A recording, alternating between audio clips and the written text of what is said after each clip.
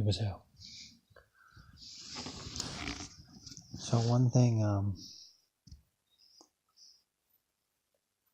that you get a lot of is people saying, well, if the Mormon church is true, if it's God's church, why doesn't everyone know about it?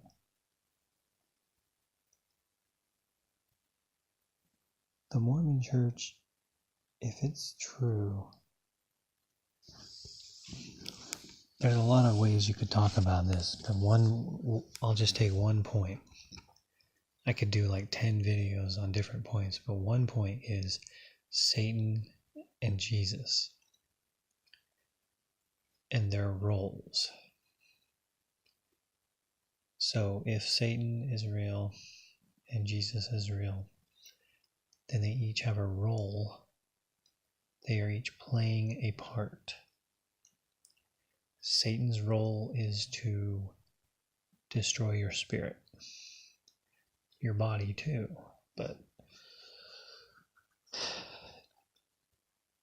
Jesus' role is to save your spirit, to keep you clean and holy. Think about the word holiness that isn't even used. The word holiness isn't even really known or used in our day. So, if there is no Satan, then the Mormon church doesn't matter. So that's fine. But if there is a devil, you need a savior. If there is a devil, you're already influenced by the devil. You're already overcome by the devil to a certain degree or fully. And he's very individual. He attacks people individually. So you would need a church. You would need a book that would teach you how to overcome the devil. Okay, so we're going back to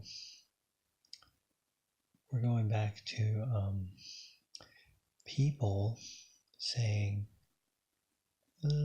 if God was God, everybody would know about his church or him. And even people in the Mormon church who are leaving the church, well, there's a bunch of other religions out there. One answer or one way to think about it is, if there is a devil or a cancer, then you need the specific cure. Buddha isn't going to cure you from Satan. There's no other religion. Only Jesus and his power. Only Jesus can change you, protect you, give you power, help you to become a prophet or a seer, to see into the future of future problems.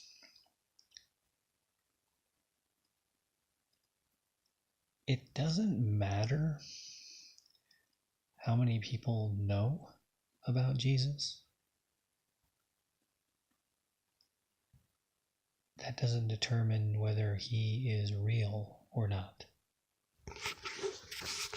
Now, we understand how unjust that seems, of how few people know about him. Because it does seem like that. It's like, well, if he's, it's like the more important something is, the more people should know about it. But we don't live in that type of reality. We don't live in that type of world. We live in a world of very low intelligence. A lot of truth is fought against. There's a lot of lying and murder. There are a lot of people who are carnal. So things that are holy, things that are great and good, are not really disseminated among the people of the world. Sex is, wars are disseminated. Riches, clothes, food. I mean, probably the top three things, right? Sex, food, and money.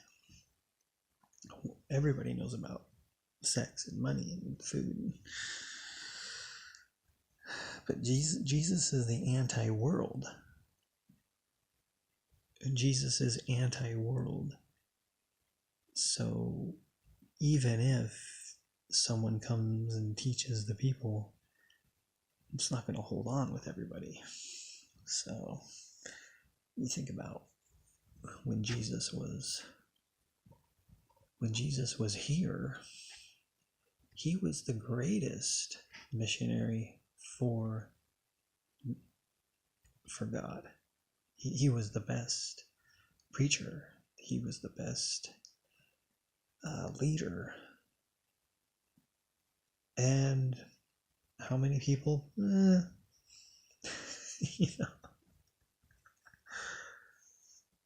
How many people? Whatever. Oh, hey, did you guys hear?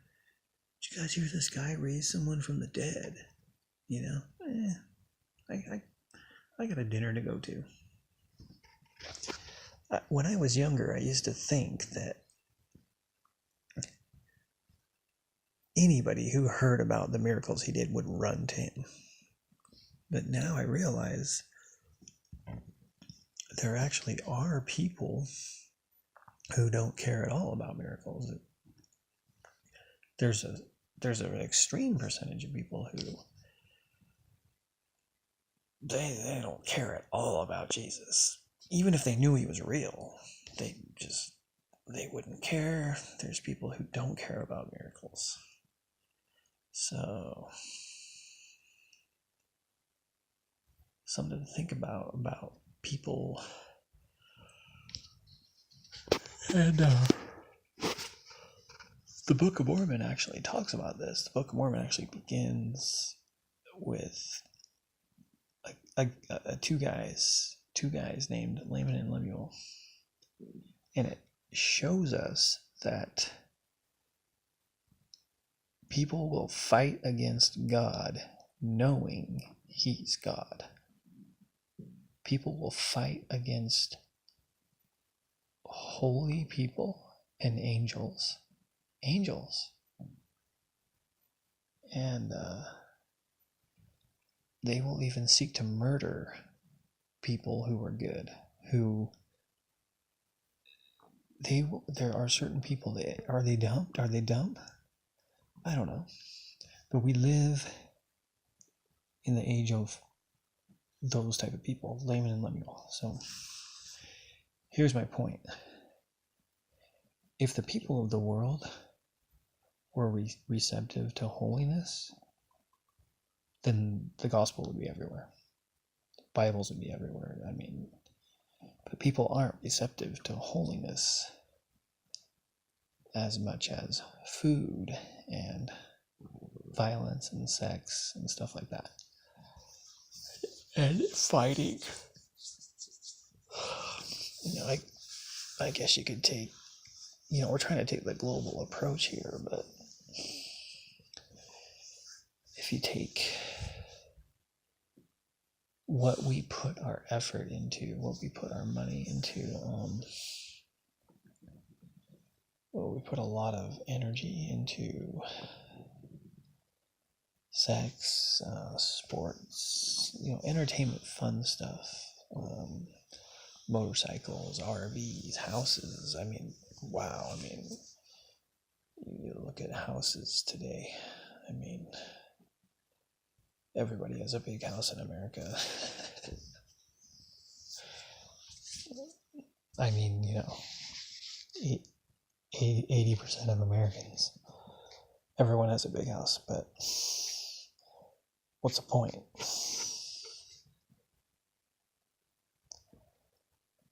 So, the Book of Mormon is for people who are interested in spirit, who are interested in growing spiritually, being spiritual, just people who want to learn about, well, what does it mean that I'm a spirit? What does it mean that God's a spirit? It's just not everybody's interested in that. And there's different reasons for lack of interest. Some people, they just don't really know, to the extreme of people who are evil. But I think I tend to fall in the category of I've never had a body before, and I'm experiencing things physical, so I tend to be obsessed about the physical, about what I need to be doing each day physically. So I'm interested in the spiritual, but I think I like pleasure more. I think I like the power of pleasure more than the power of the spirit. And that's something that I need to work on. Be less satisfied, or be less excited about physical things.